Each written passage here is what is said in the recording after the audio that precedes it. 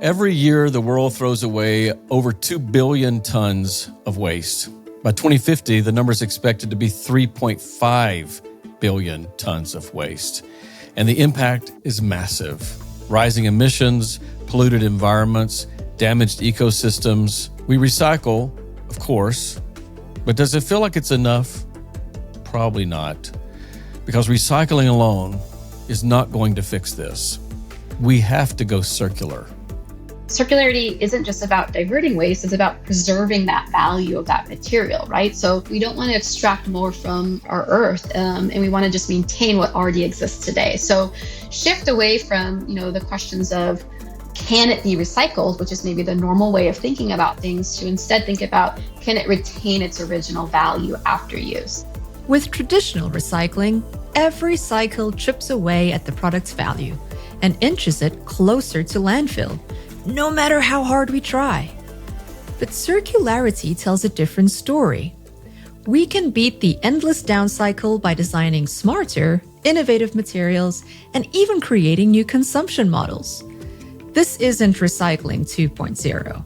It's the blueprint for a completely new type of economy. You're listening to Healthy Spaces, the podcast where experts and disruptors explore how climate, technology, and innovation are transforming the spaces where we live, work, learn, and play. I'm Scott Tu, Sustainability Leader at Trane Technologies. And I'm Dominique Silva, Marketing Leader here at Trane Technologies. On Season 5 of Healthy Spaces, we're bringing you a fresh batch of uplifting stories, featuring inspiring people who are overcoming challenges to drive positive change across multiple industries. We'll explore how technology and AI can drive business growth and help the planet breathe just a little bit easier. Hello, Scott. Hey, Dominique. So, what are we getting into today? Let me ask you a question. What's the first thing that pops into your mind when I say circularity? Easy. 3 R's. Reduce, reuse, recycle. Yeah, that's what a lot of people would say. It's not wrong, but in reality, it's only part of the picture.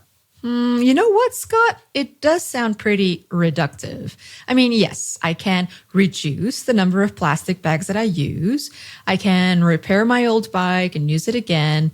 And I can probably recycle all of those dog pictures I printed out at some point. But there's no way I could reuse my old PC from the 90s. And I'm pretty sure you can't recycle something like a car or even a building. But Dominique, don't be too hasty because our guests in this episode are going to share a few things that are going to blow you away. All right, I'm ready. Let's not waste any more time. I'm going to start putting a quarter in a jar every time that you make a bad pun. So Ouch. Let's kick things off. We are diving straight into the heart of circularity. We're going to talk about material value, the product life cycle with our very first guest, Janelle Shapiro. But you have not heard it told like this before. Thanks, Scott. Thanks for having me today. Really look forward to the conversation. I am the circularity leader for Trane Technologies. And, my role really is to help increase our offerings, circular economy offerings as a business. What opportunities do we have to scale? How can we influence the HVAC industry and beyond to be kind of the subject matter expert and the premier builder for circular systems? Well, you've already used the big word circularity several times in the description of what you do. And maybe a lot of our listeners think they understand circularity. I'm sure somebody that has circularity in their title probably has a different view of circularity. Tell us what yours is. Yeah, I would say you're right? In most cases, many people use the typical reuse and recycling terminology. We all love thrifting, Exactly. So those 2 R's, as we call them, the R's in kind of the circular economy, they are the best known, but I would say they're not necessarily the most important. I think what's really important is we kind of first define the opposite of circularity, right? So a linear model. So the opposite is, in high consumerism based culture today, products are, made and manufactured some product is used and then discarded in a very quick time frame. So the alternative, right, is a circular economy. So transforming the way we think about materials, products, equipment throughout the entire life cycle stages. Even for a building, something as complex and as long-lasting as a building. Even for a building. And so if you will bear with me, I'm happy to walk through kind of a hypothetical, scenario. Let's think about the year of 2000. Let's say one of our partners built a new hospital in California. Generally, right, to build a chiller, we still needed the same raw materials. We needed steel, copper, aluminum, compressor to kind of the core heart and the function of that system and heat exchangers. But let's say fast forward 10 to 15 years have passed and the system ages, right? Just like our body ages. Perhaps the heart of the chiller, which is the compressor, may experience some type of, wear. And maybe the hospital owners might be concerned that they need a new chiller. But, that's obviously a quite expensive capital investment. Yeah, obviously they have to find the money, right? So, and the system's done though, right? It's over. Ideally, no, right? So just like you would do ongoing maintenance to your car at regular intervals, a chiller can be maintained to extend their useful life. So remanufacturing, as an example, could be something that may be necessary. It kind of goes with the saying of, you don't throw the wine out with the cork, right? We're not going to throw the whole system out at this given moment. So we think of it in the same kind of methodology, right? We find the good and repair and refurbish those core pieces or remanufacture the old to really minimize any unnecessary wasted replacement. And now, what's great about this is that the hospital can maintain its system for many more years in a circular way. You're really prolonging the life of the system, right? Through things like you mentioned, servicing, maybe replacing old parts with new parts to keep it going. But that doesn't last forever, does it? Unfortunately not, right? A car, a chiller, a piece of clothing at some point does have an end. Really recovering the equipment responsibly, I think, is the best alternative. And the customer, has the ability, right, to ensure that the greatest value of the existing materials found in those systems that they have at their facilities and the core components can be salvaged, they can be reused. The refrigerant, right, is a big piece of that. How can that be reclaimed and sent to a recycler? And really the remaining scrap of those metals are recycled back in, a closed loop fashion. So I think at that point, at end of life, that's really what's essential to think about. Yeah, so we come full circle now, Janelle. So I loved your story, taking us back 25 years. But here we are, the year 2025, already thinking about the year 2026 and beyond. How does circularity now fit into a company's forward strategy in the year 2025? I mean, I think it first starts with products and the way that we build our products, right? And what's really important, stat that I've heard for quite some time, and for our viewers to understand, is that 80% of equipment's emissions are impacted and determined at the point of design. So this means that us as an OEM, an original equipment manufacturer, that we have the responsibility, right, to ensure that our HVAC designs take into consideration circular approaches, that we use less, we use again, and we really try to maximize the true value of the materials that we put into our equipment. And I think the most essential stakeholders, I would say, that are key to this kind of, for success, right?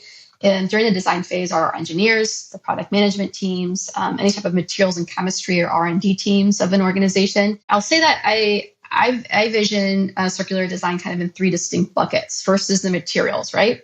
What are you designing? What are the products? What are you putting out to market? And how you can ensure that they have less resilience on virgin materials. Instead, how can we use higher recycled content or renewable inputs? Second is services, right? Maybe you might not think of this as a business, but how do you design your products to ensure they're durable, they're repairable, they can be remanufactured, and build that, added, let's say, business value and business model for an organization. That's really key. And then I'd say the final step is the adoption accelerators. How can you, strengthen the infrastructure, strengthen partnerships and engagement with third parties to, ensure feasibility of collecting and recovering the high valued materials and components at end of life. So you're talking, Janelle, about, I guess, what we would call embedding this concepts into a company's value chain or how they do their business. So for listeners out there with other companies who may be small companies, medium companies, maybe large, complicated companies, what advice would you give if they're just thinking about these concepts? You got to start somewhere, and you got to start thinking about, again, what do your customers manufacture? In many cases, customers have their own decarbonization roadmaps and goals. I think it really requires, a mental mind shift within an organization, right?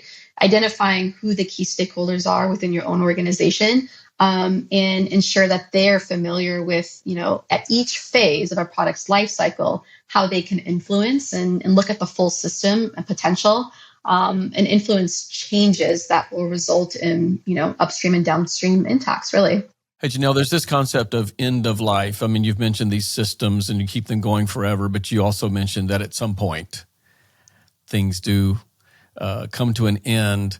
Seems like a tricky topic, though, because a lot of our lifestyle is built around us just discarding a lot of stuff. But manufacturers of big systems like the ones that you're talking about, I mean, what's happening there at this end of life topic? How do manufacturers think about this?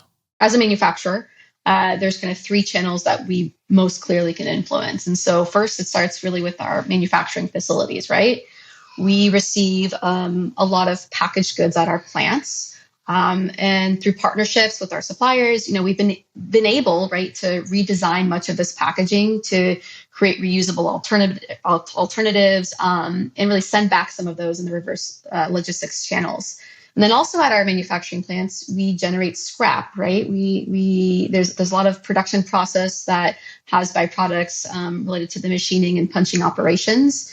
So, our EH&S and procurement teams, they are redirecting that scrap back to our tier one suppliers, which in turn increases, raw scrap market supply, and increases our supply chain resiliency of the critical raw materials.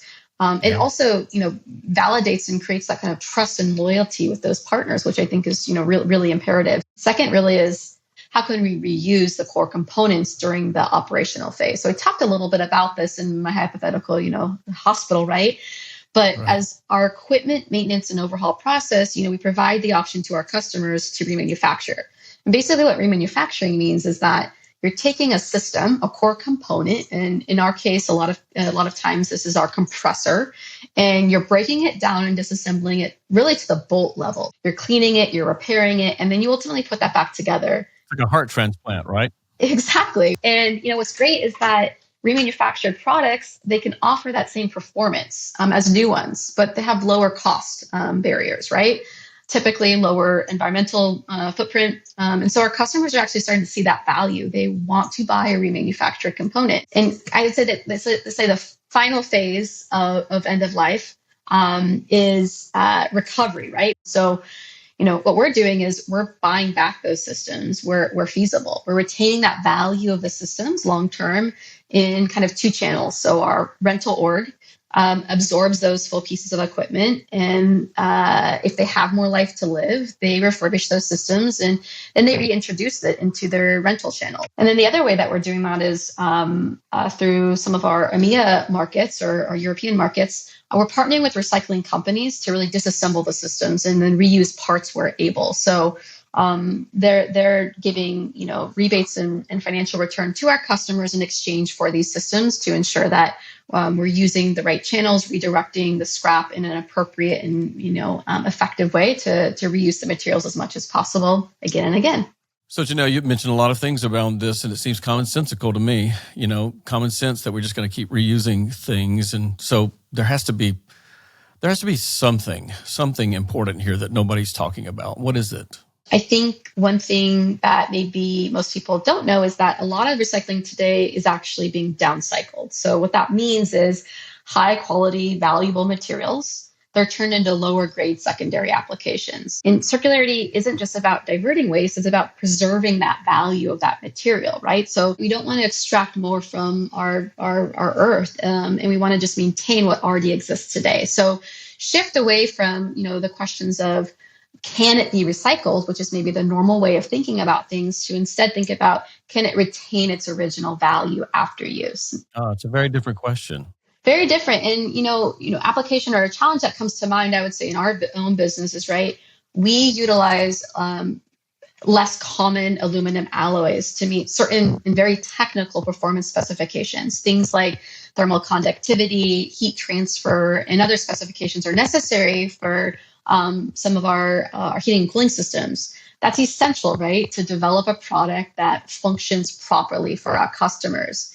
But what's also essential is to ensure that we're not downcycling that material at end of life, or how can we recover that in the best viable option. So, with processes and where we're optimizing recycling, engaging with the right business partners and recyclers to evaluate capabilities and how this scrap that we generate at our manufacturing plants or that we recover at end of life, how at the alloy level, certain technology advancements can help to enable returning that aluminum into an actual HVAC system versus returning that aluminum into, let's say, a can that you would drink pop out of, right? So I think that's really the essential kind of key here, is that how can we redesign our systems and our infrastructure with our partnerships and the third parties to enable these efforts to ensure that we're seeing the economic value, the environmental value, as well as making decisions that will hopefully transition us away from this kind of more traditional recycling infrastructure. Yeah, I like that. Thanks for this. Thanks for mentioning the difference between what I think most people are thinking about and where we may need to go next. Which brings me to this question around just sort of a crystal ball moment. So, what is the game changer here related to circularity? Do you have a thought on what will change the game? I think one of the things to think about and what might change this kind of nomenclature around circularity is looking at the existing building stock we already have built today. I think that's really key. And how can we harvest buildings and systems already in operation? So viewers may or may not be familiar with the Circularity Gap Report. This is a report that's put out by Deloitte in the circular economy. And basically, this previous year, it indicated that more than 100 billion tons of materials are consumed annually, but only 6.9% of that material is actually cycled back into the economy, meaning a vast majority of materials entering the supply chain are virgin. But, we have a potential and a circularity potential, right, to improve and utilize harvesting of these materials that already exist and reusing. So, our systems are large. Right? When they're ready to be disassembled and recovered at end of life, it requires really significant technology advancements. And so I think really the future lays in technology. I won't use the word AI again, but what I will say is that there's some new horizon technology related to automated disassembly and other types of software tooling for dismantling systems in a more effective way. And ultimately, I think this will also help us shift and see the opportunity reducing supply chain risk, price volatility, and other type of risk-related impacts that businesses like ourselves and others might see. So technology is key here, and I think there's a lot of horizon opportunities that will help to enable our recovery and recycling of the existing building stock. So far, we've heard a bit about the theory of circularity and how we're approaching it at Trane Technologies, but I'm glad to say we're not the only ones that are thinking about this. Our next guests are Julia and Nelson from Turner Construction Company, which is the largest green builder in the United States. Turner's on a mission to decarbonize construction, which means that the circular model is a non-negotiable. My name is Julia Geisweit. I am Chief Sustainability Officer at Turner Construction Company. What that means that every day, what I do is thinking about the strategy, sustainability at Turner, and implementing sustainability across 1,500 projects every day, touching 100,000 workers every day, and working in and amongst the networks of sustainability professionals who are boots on the ground and deploying our strategy every single day. Nelson, tell us a bit about yourself. My name is Nelson Russum. I manage Turner's Waste and Circularity program. So really kind of developing the organizational strategy as it's related to those topics. But that also includes interfacing with our clients and project teams about specific opportunities or challenges they may have, as well as interfacing with other industry partners to progress the available practices. Julia, I thought I'd start with you. This conversation, as you mentioned, is about circularity, a concept that maybe a lot of our listeners think they understand. A circle, we all get the shape. So circularity as a concept, though, in terms of construction, I mean, what do you think that people get wrong about this concept of circularity? Let's start there. Yeah, I'd say that circularity sounds super intuitive, like reuse, recycle, keep things in the loop, right? That's what we think of. But I think the biggest misconception is that it's just about materials, like turning construction waste into something else or aggregate or reusing bricks on sites, things like that. But it's not just about recycling. And I think circularity is more of what we call a systems mindset. And what a system mindset means is looking at buildings, the way we build buildings in as not just as isolated parts, but as very interconnected, very dynamic, understanding how things influence each other, sometimes in complex ways. So we can think about that in terms of the way we build. We can think about it in terms of companies, being systems. And I'd like to use the analogy of Legos and Jenga towers. And so I'm going to explain what I mean. So with Legos, everything is modular, right? It's designed to snap together and they can come apart easily. And all that flexibility makes it easier to reconfigure and repair and expand whatever you're building. But when you have Jenga towers are very rigid and they might stand up for a while, but they're actually very inherently unstable. And so you pull one piece out and you risk collapsing the whole thing.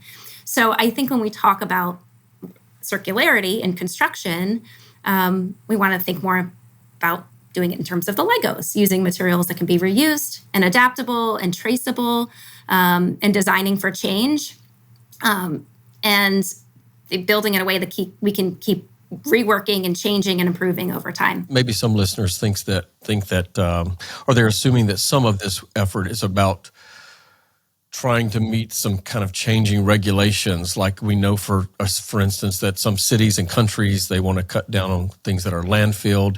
In your view, over 20 years here, is this all about trying to react to a regulation, or is it something more than that? No, I think we've seen an evolution, and I think there's more awareness now around carbon, number one, and the way material flows, number two. And I think we're able to map a little bit more of that material flow. But you're right. There's a mindset shift that's happening today. 2 decades ago, we were in a very linear mindset. It was build it fast, build it cheap, and toss out the waste, right? And waste, no one cared about waste on projects unless it affected the schedule, right? At Turner, we've been tracking our waste, I'm looking to Nelson, maybe 15, 20 years. As a company-wide initiative, it was supporting this growing portfolio of lead projects that we had.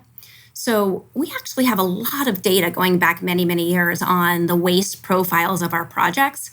But the infrastructure, the opportunity, the ambition to address that waste just wasn't there. But, we're seeing deconstruction pilots. We are seeing reclaimed material markets. We're seeing digital twins for tracking materials and assets. We are in a different world. It's still early days, but a lot of progress and a long way to go. Is that what you're focusing on now, Julia? I mean, you just mentioned sort of a siloed approach historically versus this design or systems approach today. So tell us about that. What are you focusing on now at Turner related to this new way of viewing a design and planning phase? Yeah, so we have shifted to a less siloed way of building. So what used to happen is architects, engineers, MEP engineers, facilities, teams, all passing the baton. I use very linearly from one person to another, one entity to another. Our contracts were set up that really kind of made it that way for us. Circularity can't work in that model. There needs to be integration from day one. And I think we are seeing that type of de-siloing happen early in the design. Let's talk about that then, Nelson. I mean, Julia just mentioned the importance of sort of working together on a design and planning arena, but what about managing waste on site? I mean, what's different today versus 10 years ago?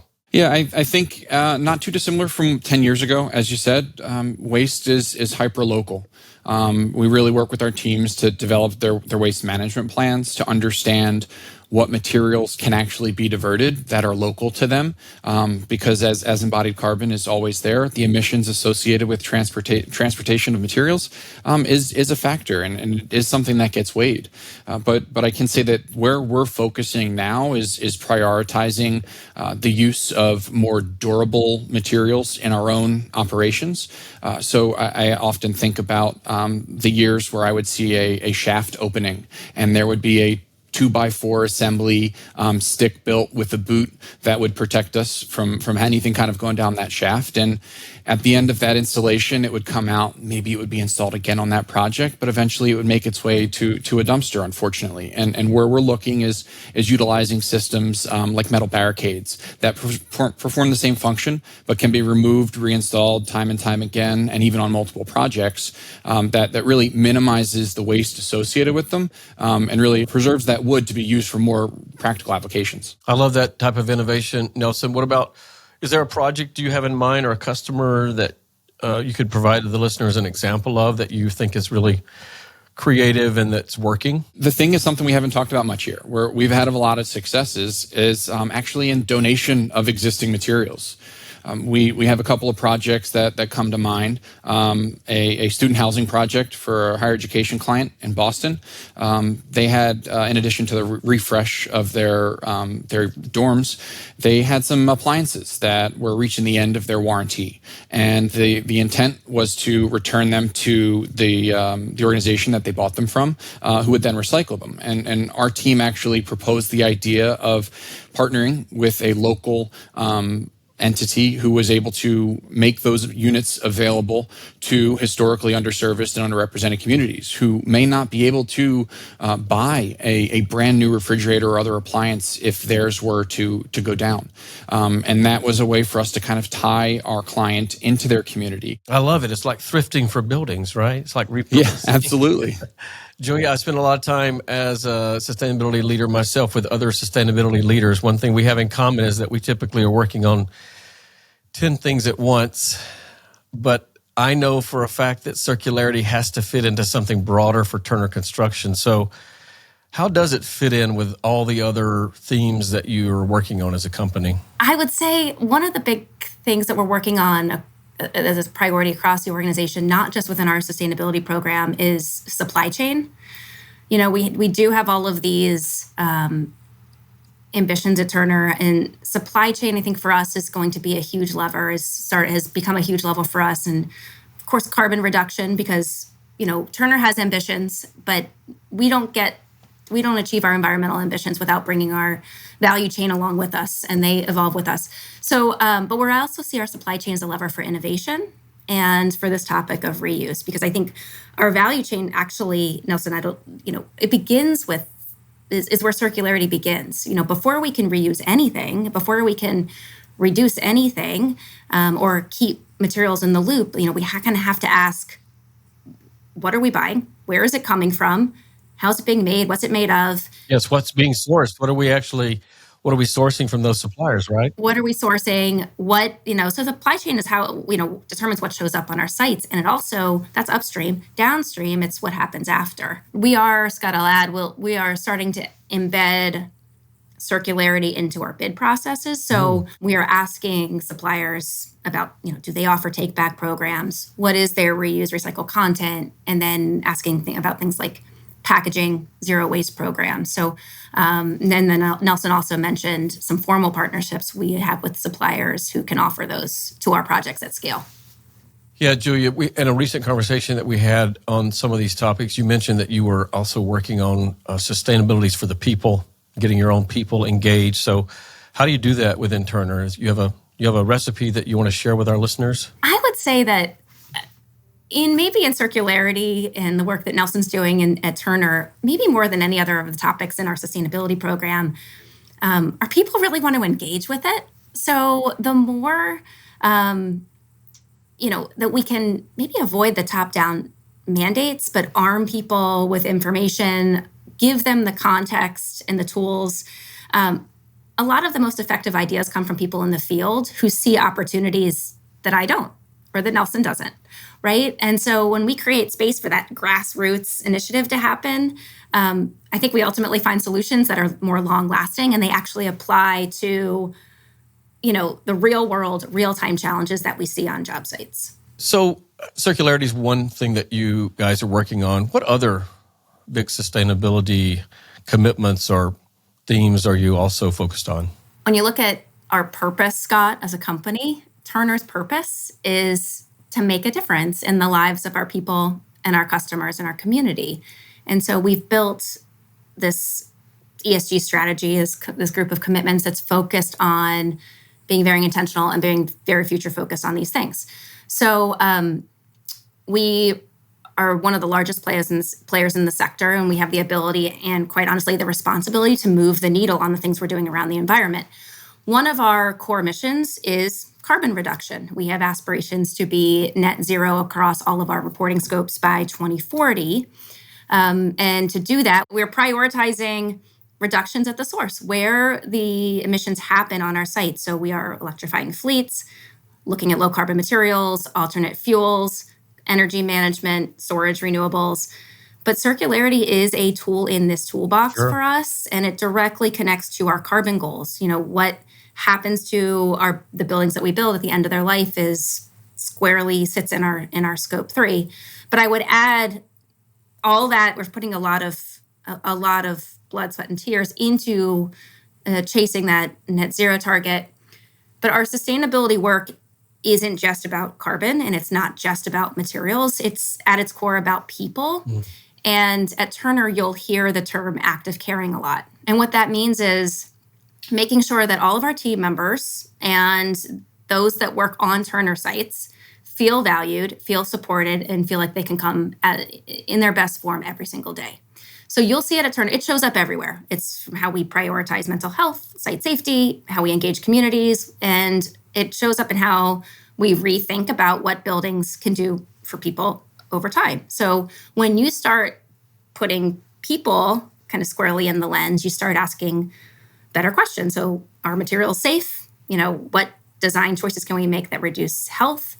Can we improve job site conditions during extreme heat? So I think all of that is starting there's a lot of synergy with other work that's happening, out tangentially to the sustainability department and showing up on our project sites. Yeah, Nelson, none of this happens without the people at the project sites, right? For sure. And I think it's as much as we're on the precipice of circularity becoming much more front of mind in our conversations around sustainability, we're very much at an education point, not only with our clients who are starting to use some of these kind of hot button words around zero waste and things like that, but also understanding that we have to educate our project teams and the trade partners who are on our projects about these concepts and what little shifts are going to be necessary to actually be able to make these things real. And I think that's engaging with them. As Julia said, active caring is sometimes just checking in, but also understanding that they have the knowledge of the years of practice and do they understand where the waste is in their operations, but they may not have had the willingness or the power to be able to make a suggestion about something. And some of our most successful practices have been when these conversations come up and these ideas come from the trade partners themselves. And I think that's a really exciting point of time to be at. So, Dominic, did that clear everything up for you? Okay, Scott, you did it. It sounds like you can recycle a building if you know the value of each of its components. And I love that perspective shift that our guests brought today. We absolutely need to reduce our reliance on virgin materials, but we also need to actually look at what's right in front of us, understand the value of the product, and then find ways to maintain that value. Yeah, what stood out for me was hearing that, yes, we all share a role in minimizing waste, but a product's ability to be recycled depends so much on the design stage. That means that manufacturers have a responsibility to make sure that their output is fit for a circular economy. It also means there's so much space for innovation. I know, it's really exciting. And this idea that we can effectively harvest buildings is kind of a revelation for me. It's like we discovered a new material resource right under our noses. That's a great way to put it. I think that what I'd like to ask our listeners this time is this question. How are you thinking about circularity in your buildings? Whether it's your home, your place of work, or even a construction site, what ways are you keeping waste down and material longevity up? Leave us a comment and let us know. That's it for this time. This has been the Healthy Spaces podcast with me, Scott Tu, and my co-host, Dominique Silva. To learn more, check the links in our show notes. Want to stay on the front line of innovation and sustainable growth? Subscribe to Temp Check newsletter on LinkedIn and stay in the loop. We'll be back next week with the final episode of the season. So be sure to like and subscribe so you don't miss out. Thank you for joining. We'll see you next time.